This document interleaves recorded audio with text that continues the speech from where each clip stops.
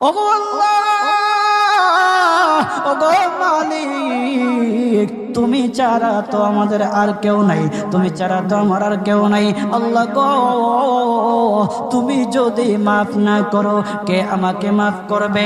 তুমি যদি মাফ না করো কে আমাকে মাফ করবে? তুমি যদি আমাকে মাফ করো তাহলে তোমার কোনো দিকে কমবে না, তুমি যদি আমাকে মাফ না করো তোমার কোনো দিকে বাড়বে না। আল্লাহ গো, তুমি আমাকে মাফ করে দাও। সারাটা জীবন অন্যায় কাজ করেছি, সারাটা জীবন নাফরমানি করেছি, আমার কাছে কালেমার দাওয়াত কম আসে নাই, আমার কাছে কালেমার দাওয়াত কম আসে নাই, আমাকে লোকেরা কম বোঝায় নাই। ওগো আল্লাহ, তুমি আমাকে মাফ করে দাও। মাফ না করলে কোথায় যাব, কার কাছে যাব? বাবা যখন মারে তখন মার কাছে আশ্রয় নেওয়া যায়, মা যখন প্রহার করে তখন বাবার কাছে আশ্রয় নেওয়া যায়, বাবা মা যখন প্রহার করে তখন দুনিয়ার কারো না কারো কাছে আশ্রয় নেওয়া যায়। ওগো আল্লাহ,